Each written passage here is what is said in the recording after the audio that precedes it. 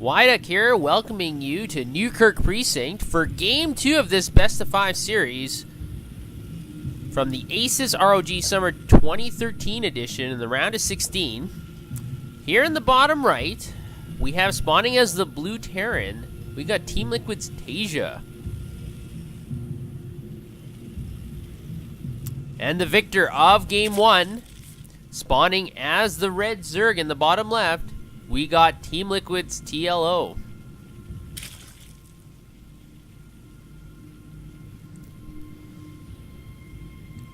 So this is interesting. Teammates playing against teammates once again.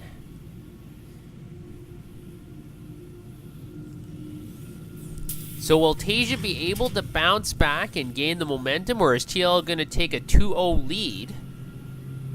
As we see TLO's Overlord moving to this high ground, this apartment or building complex. And that's one thing to note here on Newkirk Precinct. These apartment complexes are very good hiding positions for Overlords. And he'll just park his ass right there. Oh no, he's actually going to fly a little bit further. Okay, interesting. So you're able to put Overlords on these buildings, and Marines are walking around them, or Zealots, or whatever kind of units, and you can't see them. So they are very good for air units to scout on opponents.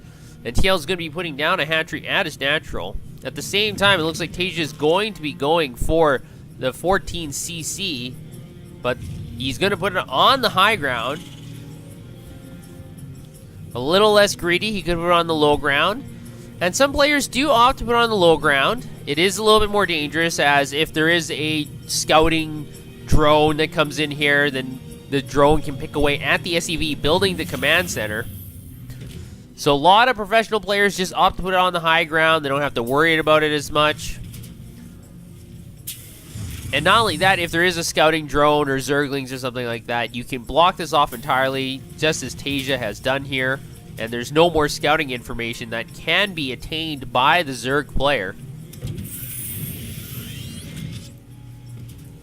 Taeja's getting his first refinery up. And TL's spawning pool is almost complete. A few more seconds for that. And Taeja's going to send the first SCV out across the map to see what TLO is up to.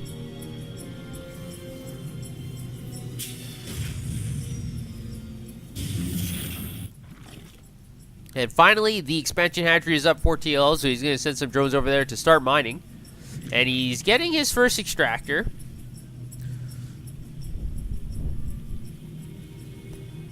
As Taeja's first SCV is able to see everything that's going on in TLO's base.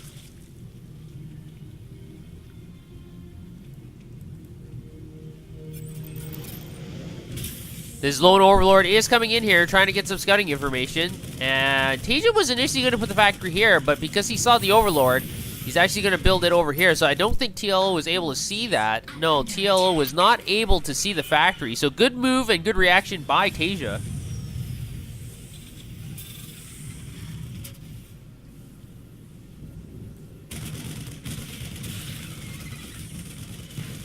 Both Zerglings are destroyed by Taeja, so great pick-off. And a bunker is going down at Taeja's natural.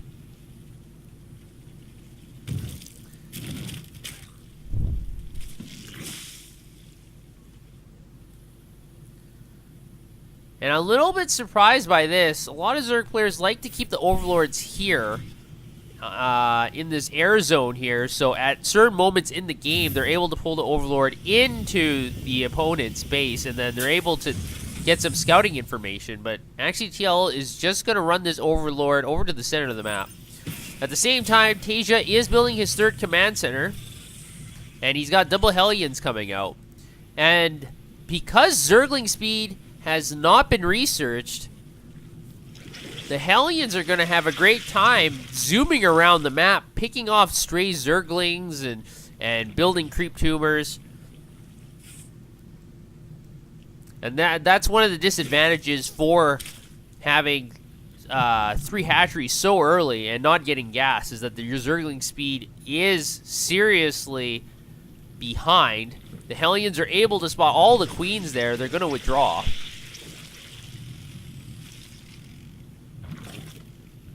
And TL does have the double Evo Chamber up.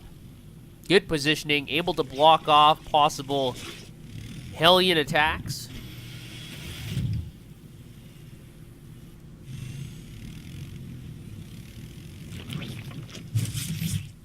And Taeja has to be careful with his Hellions here. They do not regenerate. They are not Reapers. And with this Queen positioning and this Spine Crawler, it will be very difficult for these Hellions to penetrate.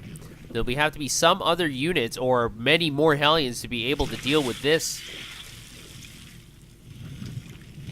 And I think some of these creep troopers are going down. There's one, and there goes the second one. And that's what these Hellions are really good at. They're able to pick off those creep tumors while they're being under construction.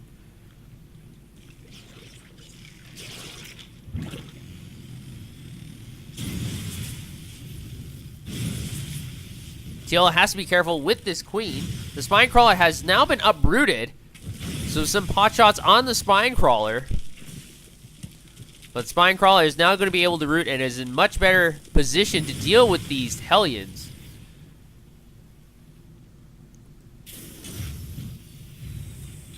A lot of barracks are being constructed by Taeja at this moment. 4 with the starport, so Taeja is going to have a lot of aggression pretty soon. I'm not sure if TL has been able to identify this because he doesn't have an Overlord close to Taeja's base. He's not able to scout. And like I said before, usually you want an Overlord here, so you're able to scout in here at certain moments in time. TL does have the Overlord upgrade speed, so the Overlord should be able to spot what's going on here, as the third of Taeja's has been able to land, and he's now starting to mine. The supplies are fairly even, and neither player has lost significant units or resources, so this is still anyone's game.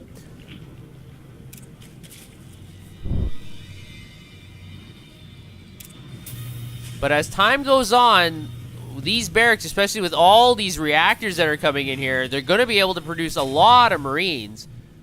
And unless TL is going to build roaches or some other unit, Marines are just going to eat up a lot of these Zerglings.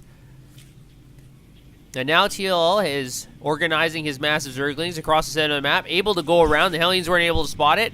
Going to go in for a little bit of a poke here. But the Zerglings are going to circle back, and now the Hellions are under pressure, taking some damage here. The Hellions are trying to get away. The Stim Marines are right behind, able to fire down on some of these Zerglings. And the Zerglings are going to escape, but look at that supply advantage. 25 in favor of Taeja. And now it looks like Taeja might be going in here for an offensive attack. He's able to focus down that Spine Crawler within seconds, and now these drones are all at risk. This hatchery is under intense pressure. The Zerglings are trying to surround, but the Marines don't care. They're just going to focus down on this hatchery, able to destroy the hatchery and pick up with the medevacs. And now Taeja's dumping off on the high ground, and the Zerglings are in the middle of the map, and it looks like TL is just going to go to Taeja's base and see what havoc he can wreak. But with this big pack of Marines here at Taeja's third, that's not going to work. Taeja's still doing damage at TL's main, able to pick off a Queen, and now focusing down on all these drones. This hatchery is now getting focus fired on. The Zerglings are going to try to do exactly what they're meant for, clawing down on those Marines. And the Marines finally are going to have to retreat. But lots of damage done by Taeja. Look at resources lost, and you know who's in the lead in this game. The supplies also tell you, with a 40 supply advantage, that Taeja has done significant damage.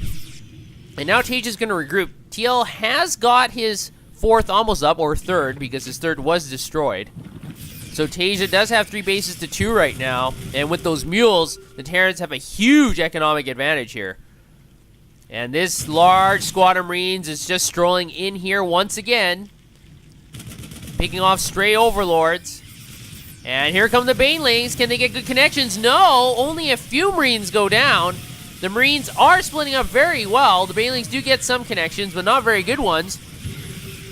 And now these Marines seem to be fearless. TL GG's immediately. He identifies that he's not going to be able to come back in this game. Resources lost tell you the story. So Taeja has been able to come back, and now the series is tied 1-1. We're going to head over to Game 3 and see who can fare better.